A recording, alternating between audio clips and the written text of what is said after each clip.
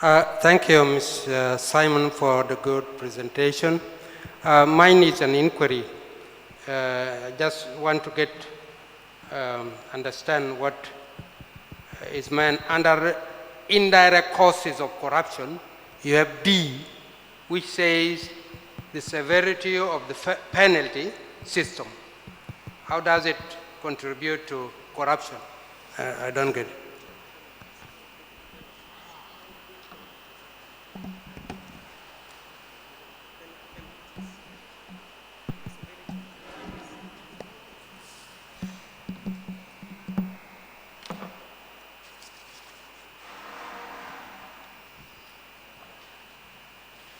Mr. Facilitator,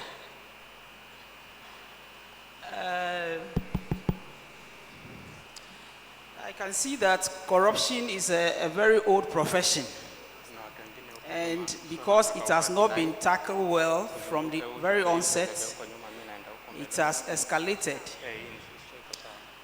In your submission, I heard you say that there was this man who wrote a receipt of an amount you paid, but he wrote a different amount on the receipt. I want to know that when you realize it, did he corrected the mistake? And I want to know, was it a mistake or a deliberate act? And then after he been found out, was he left, they didn't discipline him, they didn't punish him, they didn't do anything for other people to realize that it is not good to go that way? I want to know that. Thank you. Let's pick the last one here. Clerk.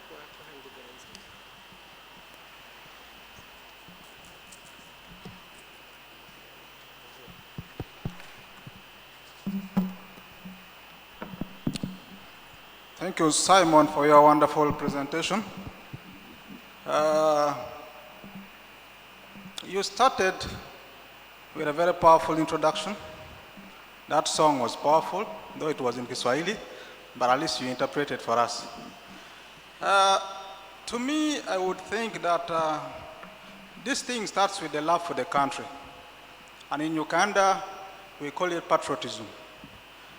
At one time, we even introduced trainings in all schools and government departments on the love for our country.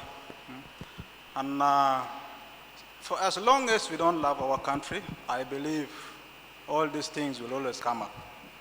But also too, I believe that for as long as there's no fairness in the way business is conducted in government, and who is government in this case, the civil servants, we will continue to experience these things, right from recruitment, posting, and all these things. Because we all go to the supermarket, we must agree. If my PS is stealing, just like you said, and yet we have to take our children to the same school, what do you expect of another person who is watching from a distance? So I believe that our leaders should set the example straight and do what is right. But also we need the goodwill from the politicians. Because politicians, for as long as there is politics, there is going to be confusion. Because they breed in hatred, they breed in tribalism and all these other things because of politics. But is politics going to go away? The answer is no. So to me, corruption will stay. But we need to continuously train people, educate people for the love of their country. Thank you. Let's take this first round, then we take the next one. Mine is. Hold on for right now so that you can respond to this side, then we take the next one. So, my brother, in Uganda, you also have the same problem like we have.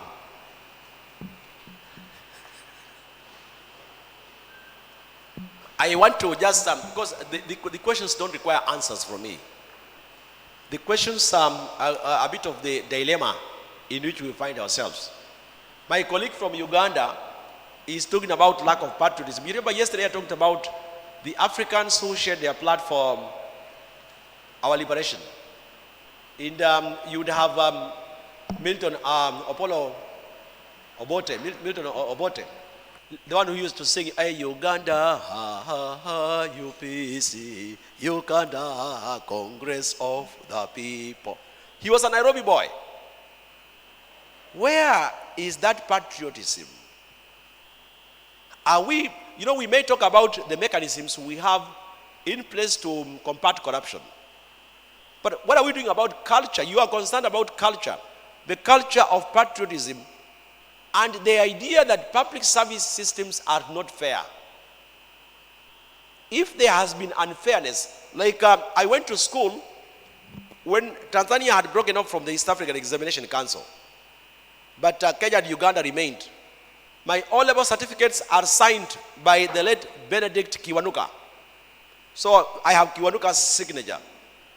It did not matter whether you are the son or a daughter of a herdsman. You passed your exams and joined Form 1, you passed your O-level exams and you went to A-level, and we never used to pay school fees.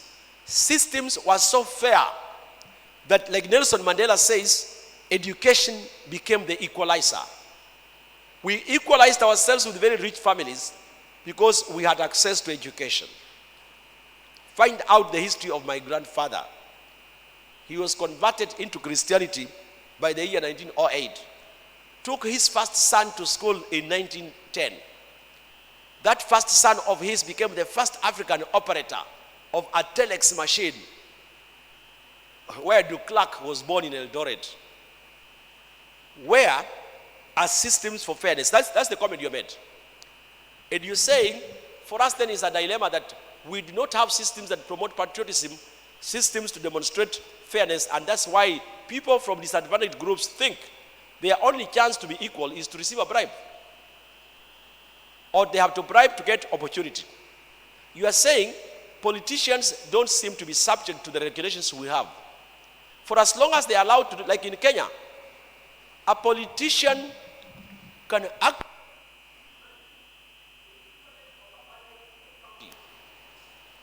and he has no such inheritance, and nobody questions them. We think people are able to give money are role models, yet they're supposed to be public shaming. We agree. There was the question about from Ghana. This fellow who stole here, did he return the money? Yes, I took him to the then administrative center here called Odeka. And Odeka listened, and they had to issue a receipt. They told me to take my receipt back to council. They issued a new receipt. So if beyond that he continued doing, I would not know. But I was hoping that my action of shaming him may have been a message to him that they are not practices to continue. I hope I have answered. I am similar to what they would be calling the whistleblowers. A whistleblower has nothing beyond the whistleblowing. All they require is protection. So the question is, to what extent do agencies and government act on reports by whistleblowers? That will be our debate. Our friend from the Republic of South Sudan, and I reminded people, if you say Southern Sudan, you are talking about Sudan of Khartoum. Yes, that part of theirs, Darfur. But this is the Republic of South Sudan, whose headquarters is Juba. The country of great millet and a lot of wildlife and gold. A very expansive African country that has forests, rainforests, towards Congo and Central Africa. They have mercury and diamonds. They have untapped natural resources. The Republic of South Sudan. He asked the severity of penalties. Ours is a dilemma. Because in here, we suspect even the judicial officers who preside over similar cases will normally be compromised before the case is concluded. So penalties may be prescribed in the law. It is the feeling of bitterness that all of us have. That people are identified, but the lawyers. By the way, this time I'm supposed to be in a class at the Kenya School of Government we have a class of public prosecutors who are being inducted. I was supposed to be doing a session for them now. The lawyer who is outside prosecution is for defense of the people who commit crime. They look for loopholes. So what happens is that if the Chinese were here, the way China fought corruption, corruption is by Chinese is outside, not in their country, it's outside here. In China, you are found corrupt when the court of law at 10 this morning says you are killed by 2 o'clock.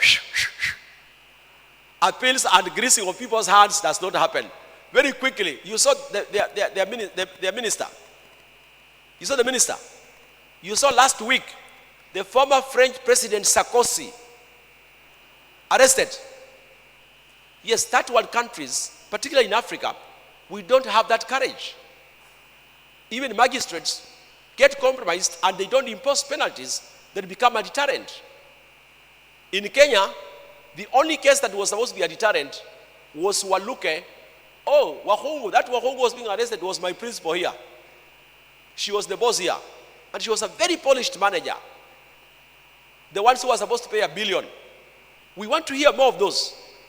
So even the severity penalties, they will say, okay, it was a lesser charge, we found out, and that's why it has come down. We have a dilemma with the judicial systems. Politicians, the electoral rules in Kenya are, you don't bribe voters. I come from a rural community where no president has ever emerged from. You know, those who have had a chance to have presidents have eaten.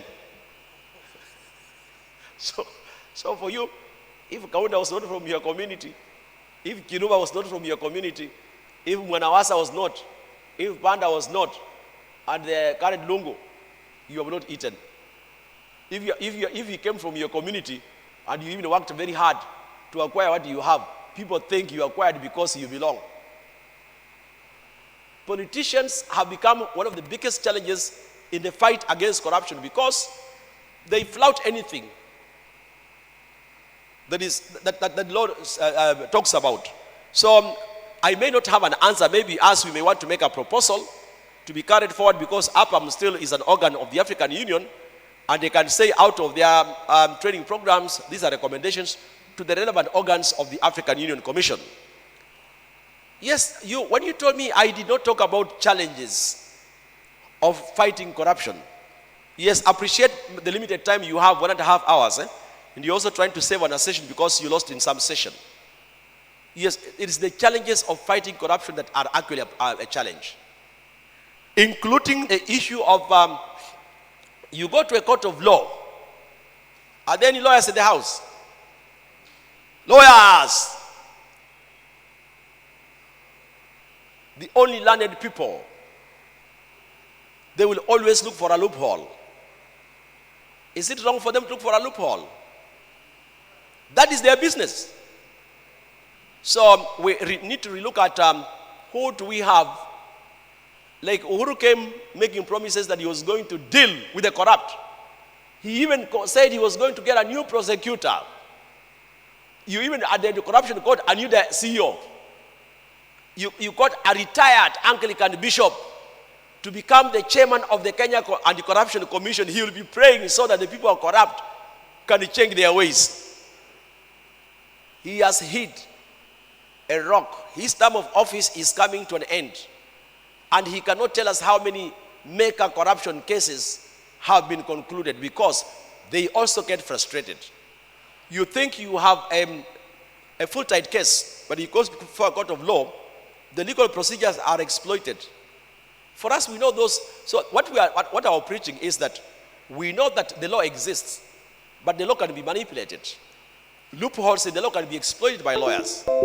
So what my appeal is, in fact, when you asked that question, I said, hallelujah. My appeal is we have the laws, we have the institutional framework, but it's about our values. If we want to change the corrupt world, it's not by chaining everybody. It is by beginning with yourself and having the children around you change, telling them that it's wrong. It is wrong. I have my daughter does interior design as a hobby. She got money from a client, and by Friday last week, she had not delivered. The client complained, and she was not receiving calls. He called me, and I told her, this client has given you 100,000 bob. We are refunding it now. Don't tell me you have delivered materials. You have not delivered on the contract. Let them know even from the household level that it is wrong to live on proceeds of illegal things.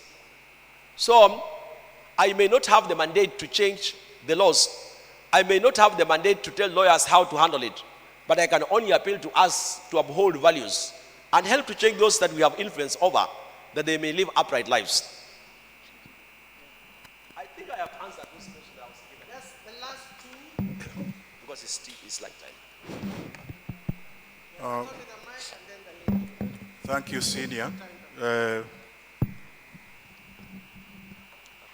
Mine is a very short one. One of the areas you touched was the fact that we need to pay our public servants well as a way of deterring them from dipping their fingers in the till. And I therefore take that one as an investment by governments in fighting corruption by paying public servants better. I have in mind, for example, the people in the judicial and the legal sector, the judges, the magistrates, and so forth, whose pay packages were astronomically increased so that we can deter them from being corrupt.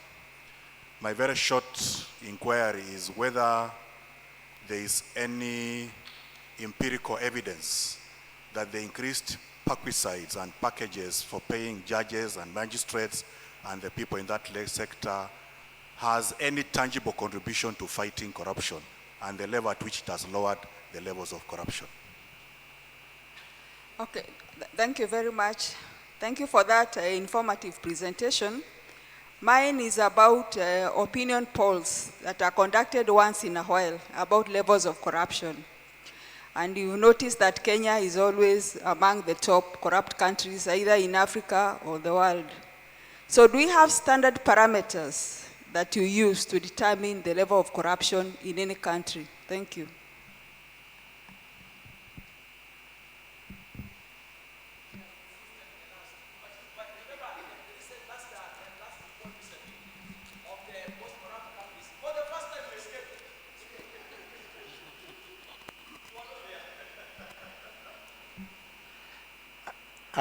Thank you, Malim, for very passionate presentation. I don't know whether it was you or someone else yesterday who said the African systems were corruption-free. Maybe, I don't know whether you have insights. Yeah, it was you actually. Do you have insights of what happened such that now Africans are viewed to be the most corrupt on this planet Earth? Thank you.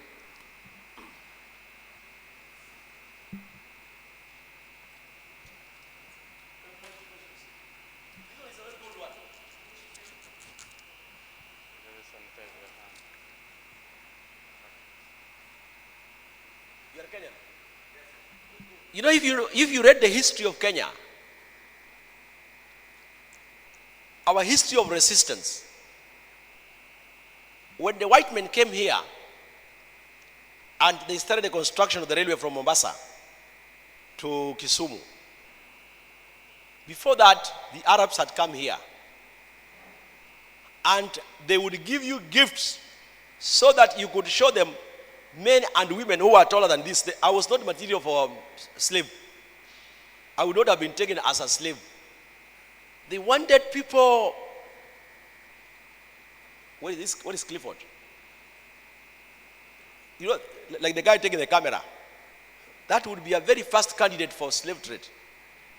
Tall people, the ones who went to America from West Africa, Ghana, Nigeria, Cote d'Ivoire. You lost your people to America. This was Akinabol, came from your place. They are all our brothers. So, when the Arabs came here and Portuguese, they started enticing Africans with gifts for betrayal. If you betrayed your people, they would give you gifts. So we learned to get these things as favors. Nabongo Mumia was given a bicycle. If you read Nyajaya's father, Nyandusi, Paramount Chief Nyandusi had a mirror. If you went and checked yourself in the mirror, you paid. If you made a mistake of going a second time to look yourself up in the mirror, there was a belief that you'd die. So people around his home who had a chance of looking at themselves a second time in the mirror ran away and abandoned land for him. You see acquisition. Practices we acquired because of exposure from outside. Culturally, if my brothers, like I have two brothers called Andrew and Sammy, who died. And when they died, their children were young. I have an elder brother. It is my responsibility to ensure the children go to school. The land which was inherited from our grandfather, which was due to my brothers Andrew and Sammy, can never be converted by me into my personal use. It is land for my brothers. You know, that's how it was in Africa. We could never convert what belonged to somebody else into your use. If this gentleman is my neighbor or he's my friend, and in his area livestock theft, rustling is very common, he could actually give me his cow to keep. And whenever it calved, I would inform him it has calved. And he would tell me, retain the mother, give me the child. When the child is a bit mature, you give him. The milk is yours. And eventually, you would tell him now, it no longer is calving. You would never cheat him that it has died. You know, it has a disease. Because those are practices, we were never that way. So the issue of getting the idea that you can actually get something in return for a favor came from our interaction with the Arabs here. Then the Portuguese came, they started giving us the beads. You know, this Ushaga, you see, we started getting those things from them. The white men came and used the Bible, and you look at how it was used. You then get into the history I was giving yesterday of the African chief. Opinion polls, Kenya ranking high. In common literature, there is no scientific way of measuring corruption. They use CPI, Corruption Perception Index. They use an index of what people perceive. Like if people see me looking like I have money. Alex, there was a pastor in Nairobi who said, I seem to be a devil worshipper because I pay fees for a lot of children. Where am I getting money from? But the way God acts is that you get assignments. If you get an assignment from the World Bank for 30 days at the rate of 80,000 shillings a day, Kenyan money, you know that's already 2.4. And if they give me an assignment in Hagesia for 3 months, that is 7.2, and they take care of my ticket and accommodation, how can I not pay fees for children? But you see, you look at my lifestyle, and because you don't know what I do, you start imagining I must be stealing. I am a devil worshipper. It's a perception. The last one was about, was it Dr. Lela? You know, he asked a question that requires research, that do high wages reduce corruption? You know, is there a correlation, a positive correlation between high wages and the culture of not being tempted to be corrupt? I don't think it's true, because when our salaries went up in Kenya, the senior officers who may not even be going on an assignment to do a policy document still require their name in the list. You know, those of you who did chemistry, organic chemistry, the ability of carbon molecules to join into long chains, polymerization, to them that hath, more shall be given. There seems to be a tendency for people to want more money when they get more money.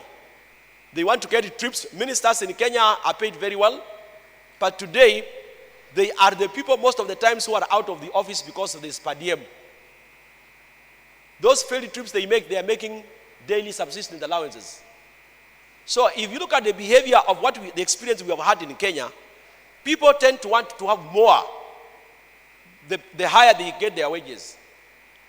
And for top managers, the best way is to make foreign trips to countries whose per diems are very high. When the per diems are very low, Kenyan officials will not want to go to those countries. In Kenya, if you have a workshop and you take the workshop to Embu, take the workshop to Machakos, Take the workshop Nakuru. People will not come. If you want people to attend in Kenya your workshops, take it to Mombasa and Kisumu because per diems are high. So on the basis of that behavior without other research evidence, it is not true that if we pay people very well, they are unlikely to be corrupt. We tried it with the Kenya Revenue Authority from the days of the Income Tax Department. We became a KRA. People were paid very well, but their lifestyles also became very demanding. At the port, the policemen from President Kibaki's time to Uhuru, wages have been revised many times. The appetite seems to be going higher. So the best thing for us is to look at the human heart. We need to look at the human heart, the values we uphold. Not what has this country done for me, but what have I done for this country? What will people remember me for? And please, as I conclude and wish you bon appetit, those of us who may be beneficiaries of proceeds, of bad money, I know for those of you who are Christians, the tax collector was told to return to the owners. Please return what you have stolen when you go back. And if you are planning to steal, please don't steal. And if you are positions of responsibility,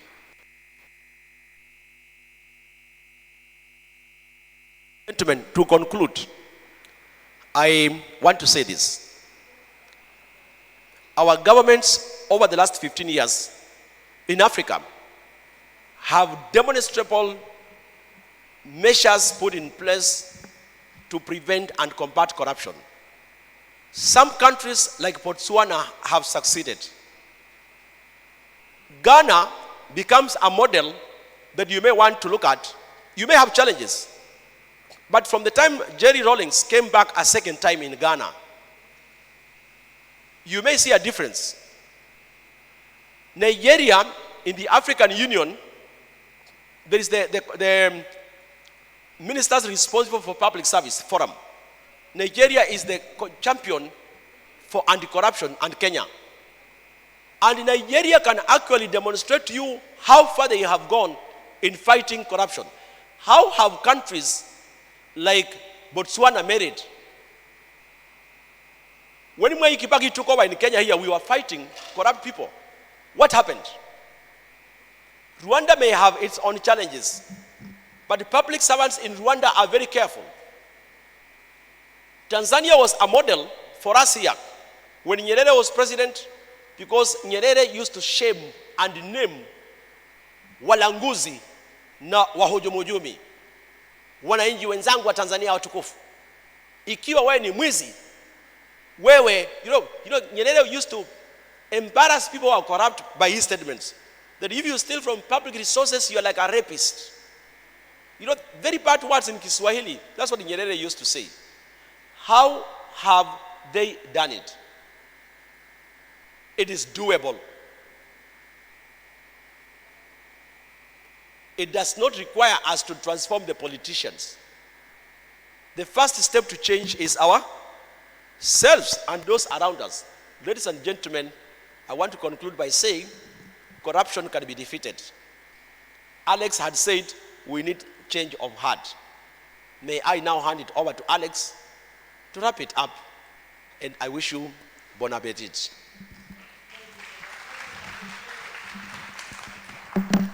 Let us appreciate him better, and then we appreciate ourselves. I cannot say more. It's only us who needs to change. Then we can change the world.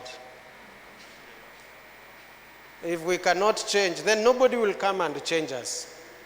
So it's a gospel we need to carry from here. Begin with yourself, and we will fight corruption. I think in all his presentations, what he wanted us is to get annoyed with corruption. Then we change. So, without saying much, we've eaten into our lunchtime. I want to welcome Julie, that he may give some announcements for the day, as she shares us for lunch, Julie. Okay. Mr. Anduko, Mr. Angote, we want to express our sincere gratitude for sharing